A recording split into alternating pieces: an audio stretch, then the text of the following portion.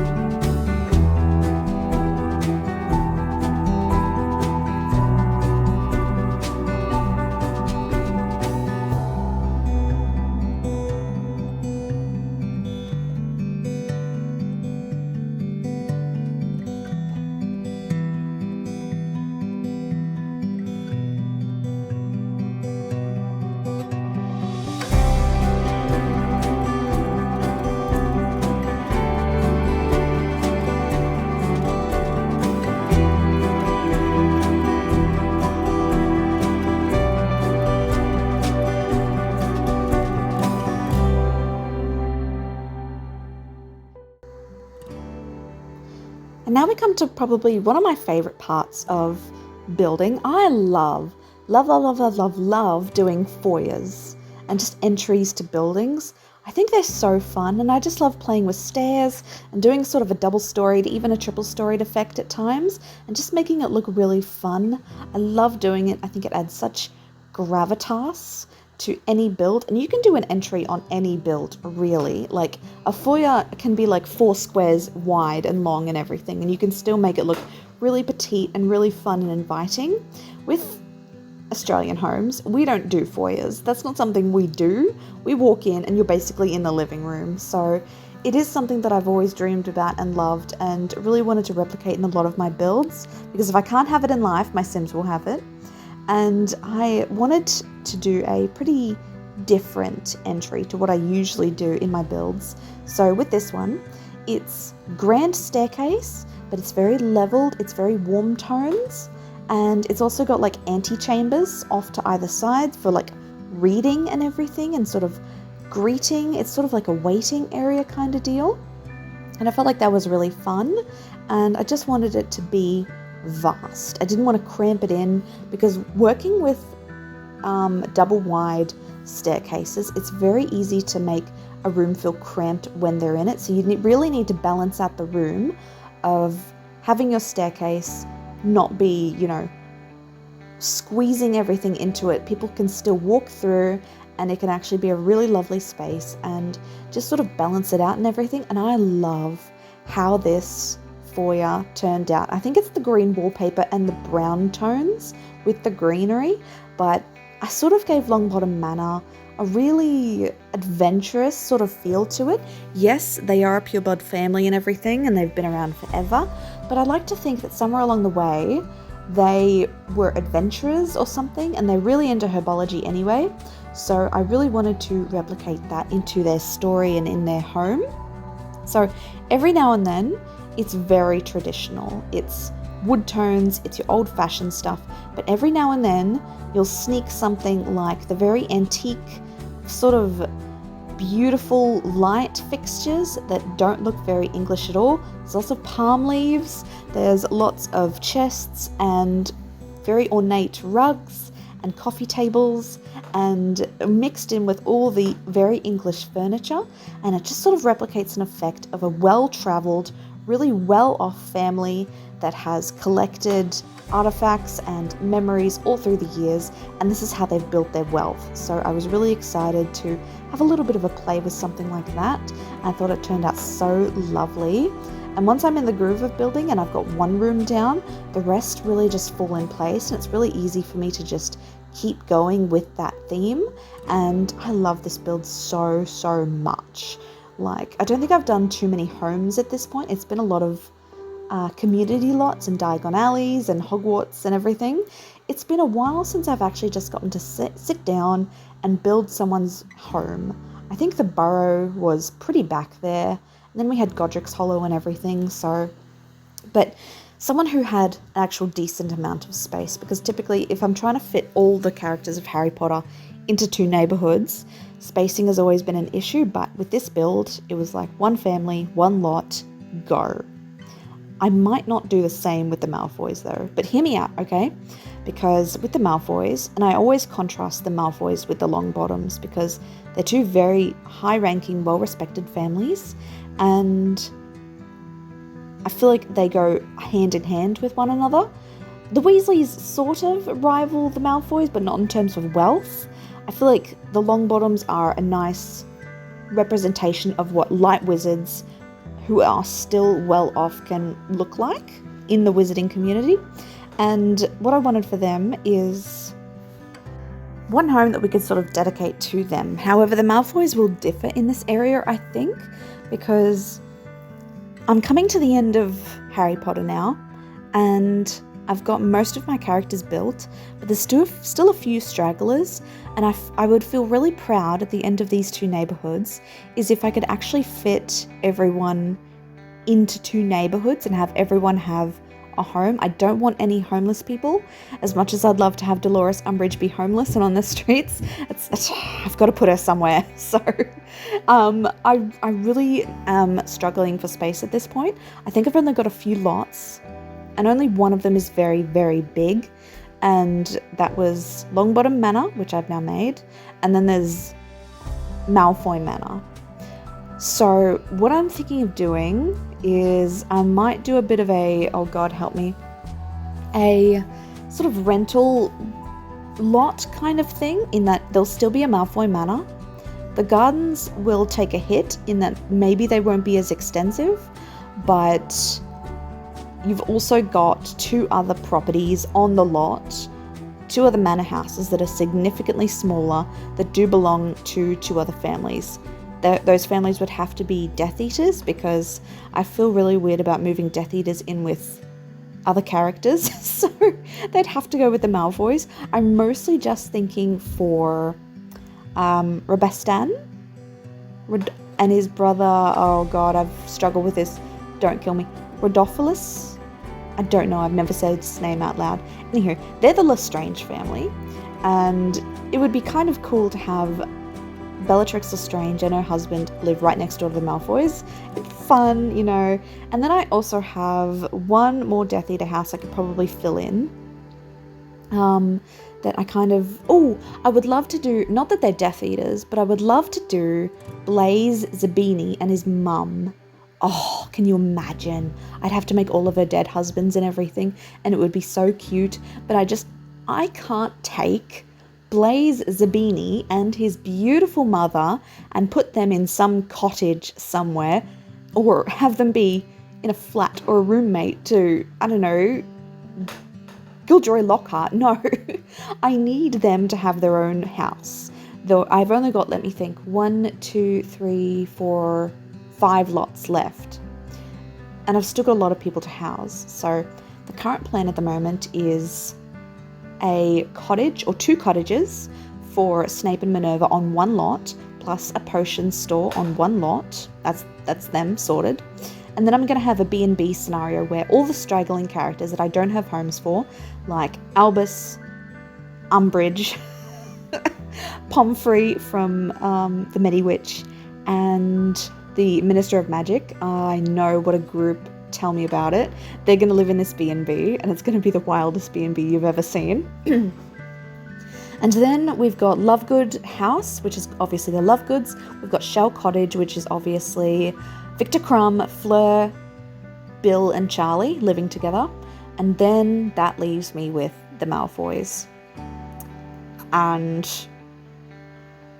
I just sort of have to make it work. It's the only opportunity I have to actually do something with all the people that I still want to make. So, oh, and Crabbe and Goyle. Oh boy, this has just gotten more complicated. Okay, I can't do it without Crabbe and Goyle. Oh my god, that's 4 families right there, plus the Malfoys. I'm going to have to think of something. Leave it with me. I will be doing the Malfoys a little bit later. I want to focus on some smaller builds right now, but leave that with me. God, I'm too ambitious. Anywho, back to the build. We are currently doing a dining room, and I like this dining room. If I had to do it over again, I'd probably go back and change the blue wallpaper that I do put in there, because I was struggling to find a nice wallpaper that I was happy with. I didn't want to do too same. With this build, I was incredibly worried about having too much brown tone in the build and not enough to actually break it up. So I end up doing this lovely blue dining room with sort of like cream accents and everything. But now looking back, this lovely pink is not all that bad. So we'll have to see. But I really like the way it turned out. I love the multiple fireplaces. I still think it's all connected to the Floo network and everything. And I'll never pass up an opportunity to put some suits of armor in anywhere I can. It's very Hogwarts and we love it and we miss it, kind of. Anywho, I did like how it turned out.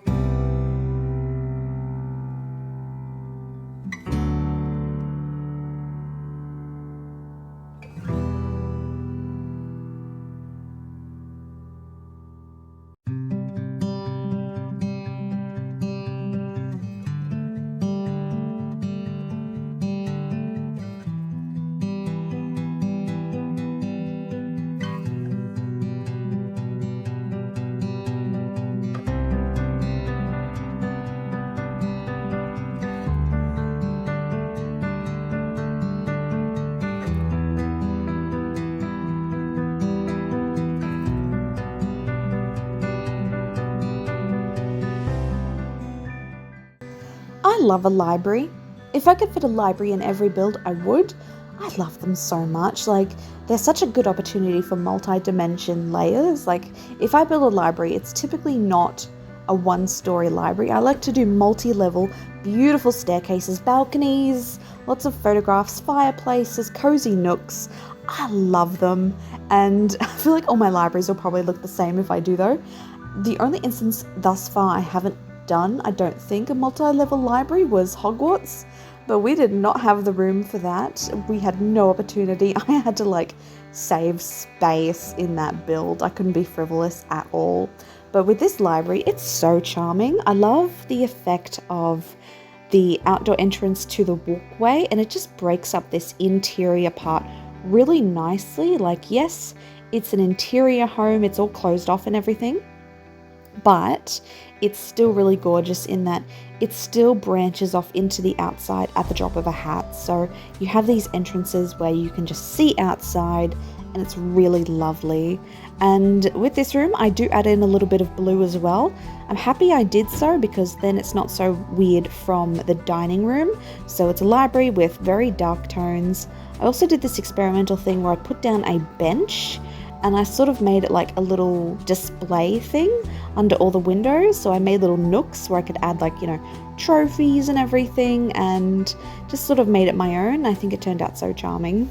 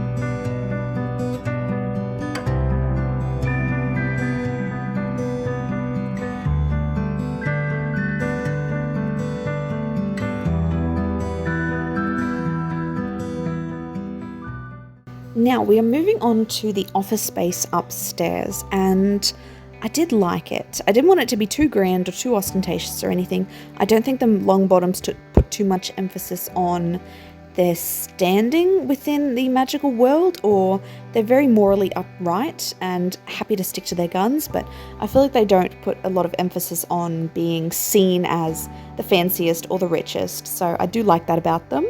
And this office is just meant to be a little side room, just for anyone that wants to come and, do some accounts for the household, and I feel like maybe the grandmother or Uncle Algie would come in here a lot. I don't know if Uncle Algie actually is still alive. I have no idea. He is in this save. I have made him. And I imagine that with this household, so it's got Neville, obviously, his grandmother, and I almost stopped there, but then I remembered his parents are actually dead. Yikes. So I made his parents, and I don't know what to do with them. They are walking around very coherent, and the only thing I could really think of to do with them is if I turned them into vampires and made them hibernate. Or I add maybe a hospital wing to the house somewhere, which is really annoying because the build is done. I'm currently voice recording for it right now, but that's okay. So I wanted to have his parents because obviously they're still alive. They're in St. Mungo's, and I haven't built St. Mungo's. Pop a pin in it, don't worry about it. It's fine. I totally forgot about St. Mungo's.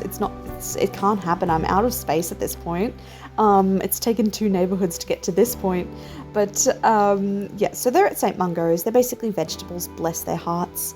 But I didn't want to kill them. But I didn't also want to make them vampires.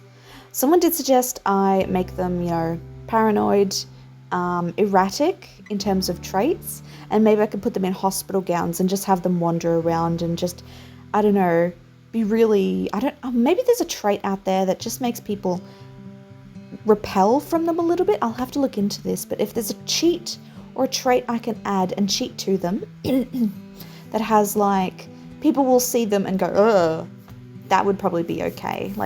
They wouldn't be functioning members of society. They would always be on the outside, which I feel like is okay and a nice compromise, because I don't want to put them in a coffin as vampires. Poor Neville. But back to the build. We do have a ladies' parlor, so I wanted to add just a little space that's not the main living room, and just have an area for tea, for drinks, for painting, for reading, and just somewhere where Neville's grandmother would meet with people and have tea with them and stare them down intimidatingly. And I did like this room. I love the painting also above the fireplace. It's one of my favorite paintings. I love everything we got with that particular club pack, and it's really nice, and I do like it so much.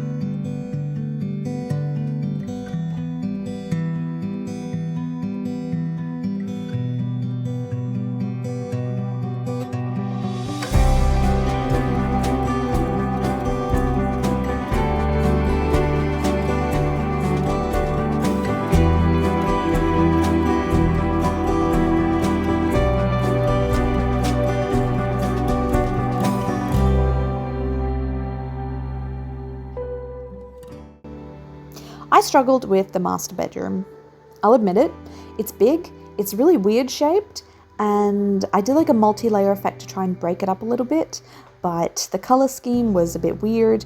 I really wanted to do this stained glass window multi-canopy bed, and I wanted obviously the stained glass lamps that sort of match but not really, and then the rug had to go in, and then I really wanted to add in the new blanket that we got that's basically a bear rug, and it makes a note of saying no animals were harmed in this, and I thought that was really funny. But I love the idea that Neville's grandmother is a bit of a badass. She lives in the main chamber, obviously, because she's not going to let anyone else take her bedroom, and she has a bear rug on the floor. I'd like to think her or her husband shot it themselves, and she's kind of just got no time for anybody. She's probably best friends with Agnes Crumplebottom. I might make that happen. And she has like a red handbag and a vulture on her hat, and I love the idea of this woman. She is so fun. She's currently made in my game right now, and while I couldn't do the vulture hat, I still think I made her quite fun. She's not mean or evil. She's just very set in her ways and very protective of a family that's currently hanging by a thread in terms of Neville is the last of them and they kind of need to hold on to him. And then you've also got Uncle Algie, who's still alive and still living with them. He doesn't have a bedroom, but he can sleep in one of the guest quarters upstairs. And I feel like the family turned out a lot bigger than I was initially intending. I thought it was just going to be Neville and his gran. But not gonna lie, it's okay. I will always love more characters in my save to flesh out the life of it.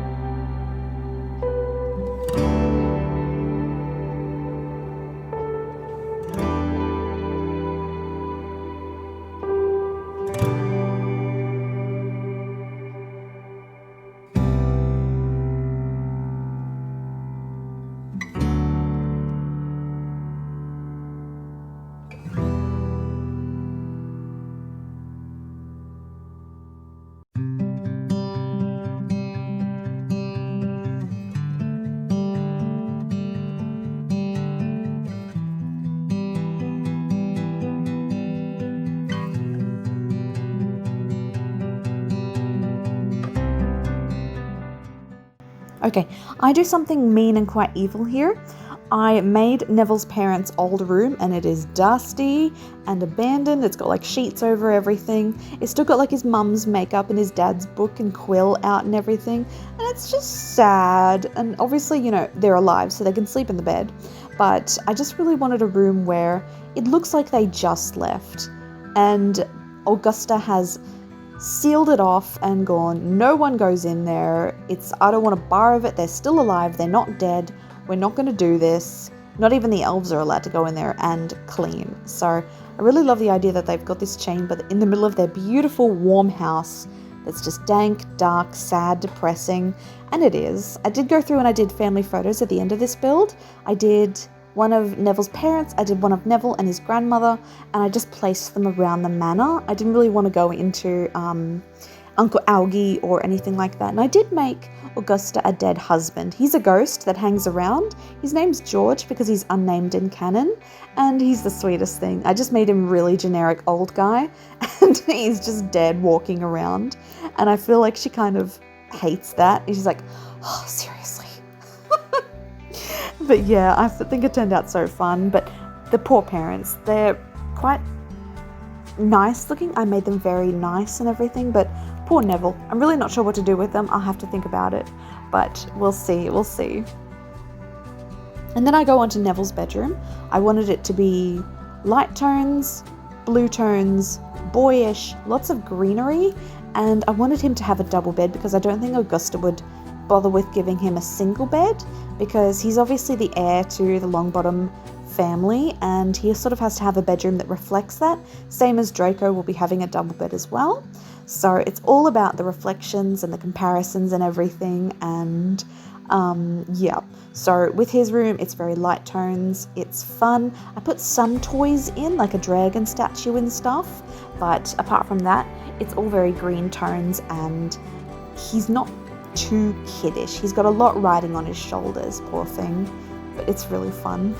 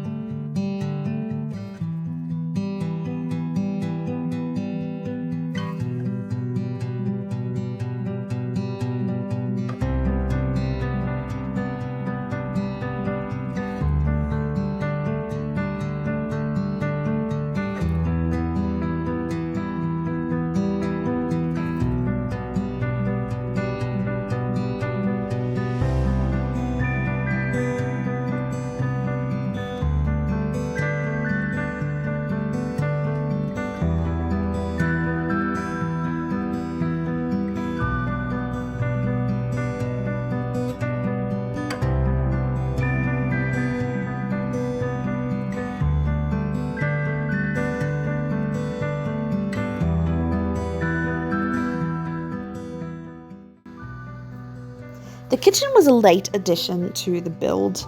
I didn't account for the kitchen when I did the floor plan, and then I just sort of had to whack it on at the end of the greenhouse when I made it smaller. And I love this kitchen. It's very square, which I don't usually like, but we're going to live with that. And I decided to go very old-fashioned and big, like something an actual pureblood family's kitchen would look like. I don't think it's an area where the family would never actually go. I feel like they would go in here, I don't know, get a glass of milk in the middle of the night and stuff. It's not something that they never see. Like, you can't sit there and tell me that the Malfoys have ever set foot in their kitchen proper, like for any extended amount of time. Draco probably doesn't even know where the kitchens are. He probably would. He explores, but probably not like Lucius. Lucius never goes down there. The elves would have a heart attack. Anywho, but yes, I do love this kitchen. I do think it's somewhere where the Longbottoms would actually come and do stuff. They're not too good for that kind of thing. It's very warm tone like the rest of the house. The walls are a bit faded and everything, but I wasn't too concerned about making it fancy.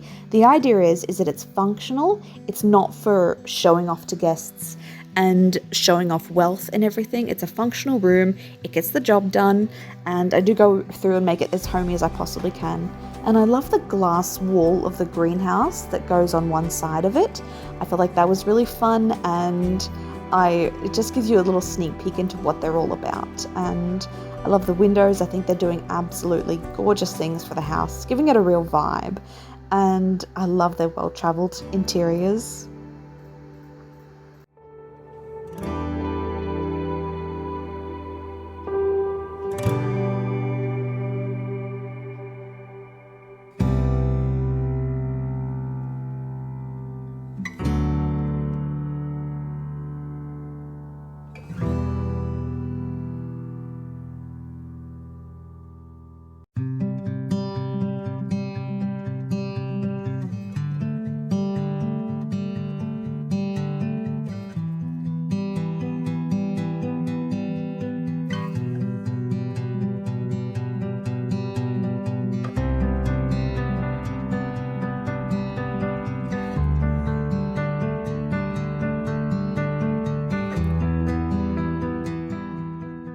And here it is, the main attraction of this house, the greenhouse.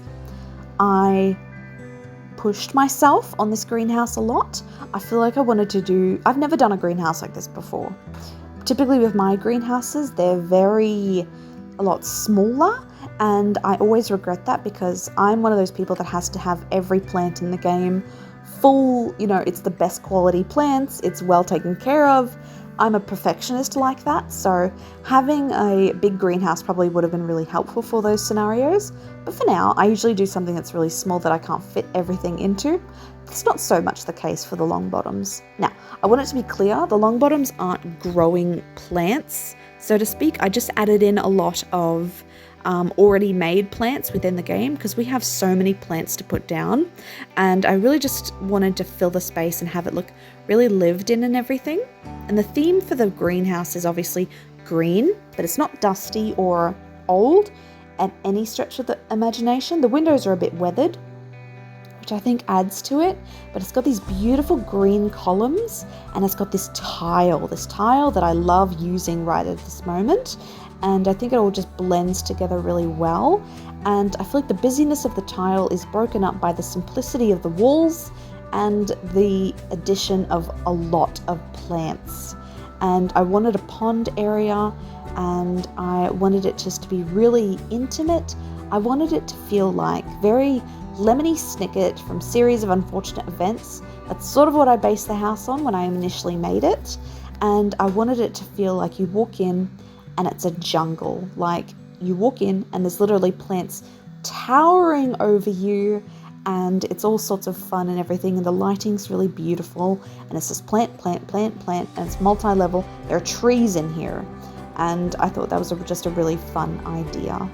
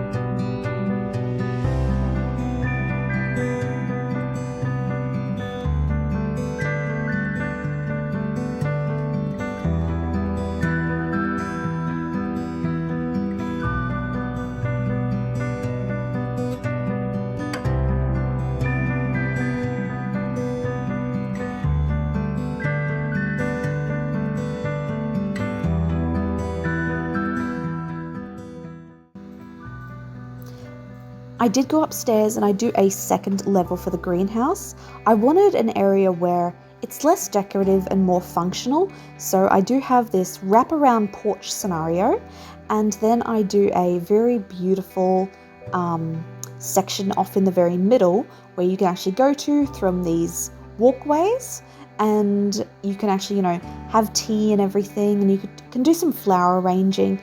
It's sort of a little social area. So the downstairs is all decorative, upstairs is a little more functional. And then you've obviously got the balcony and everything. And I thought it turned out so fun.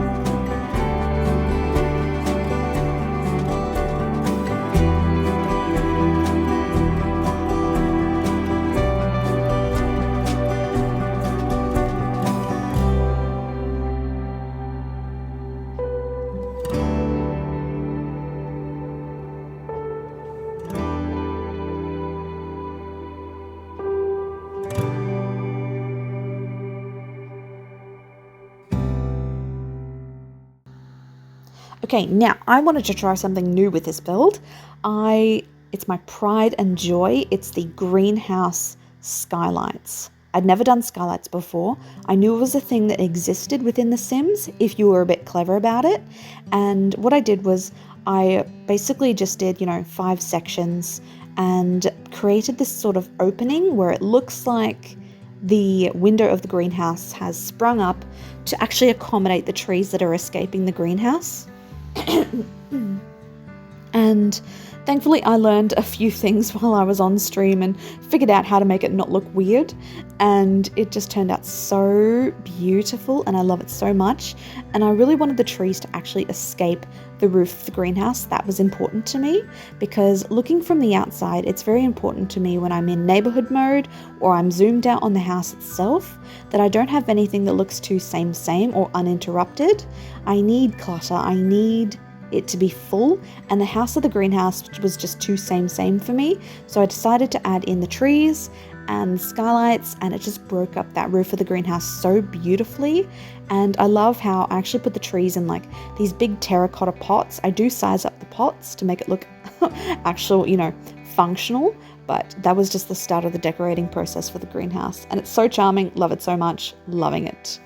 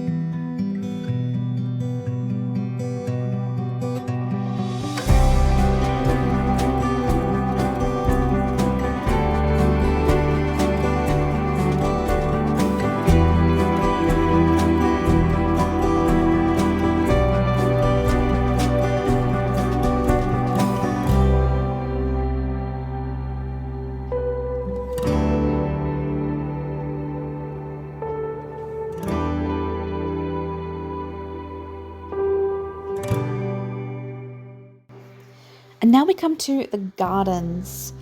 Oh, I love these gardens. I love them so much. They're my pride and joy.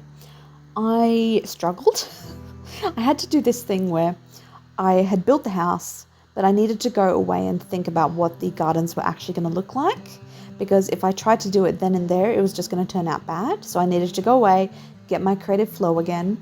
And I decided to go with this beautiful multi-level garden area where you can actually go down into a basement level. That's an outside area. And you can go down and it's all these beautiful plants. It's basically a jungle in the front yard of the Longbottom's house. And it's that beautiful pink stairs and brick and tile. And it just sort of flows into one another.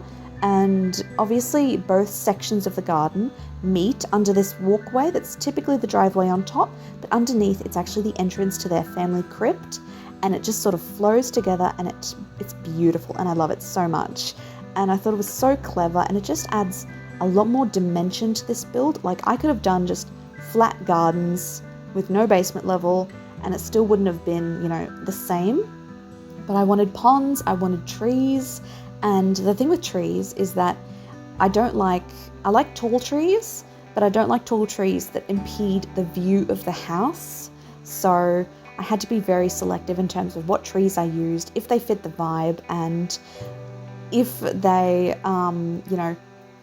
blocked out the view of the house. Say you were looking at it on the gallery and I didn't want it to be impeded by anything. So it was just a whole process. But love, love, love, love, love how this garden turned out. My pride and joy. I love it so much. And it's almost giving Barbie vibes. Like it's very pink and cream and everything.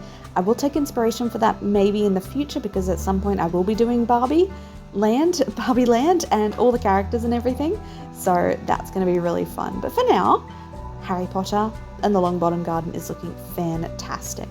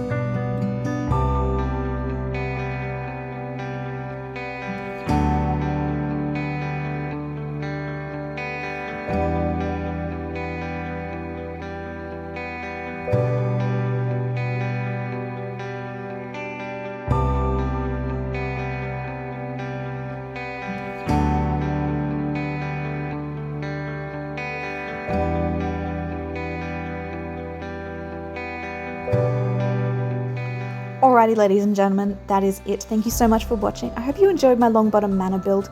I enjoyed it. I really loved the streaming aspect of it. I am definitely new to streaming on YouTube, and it's something I'm really enjoying. So if you want to come along sometime, feel free to.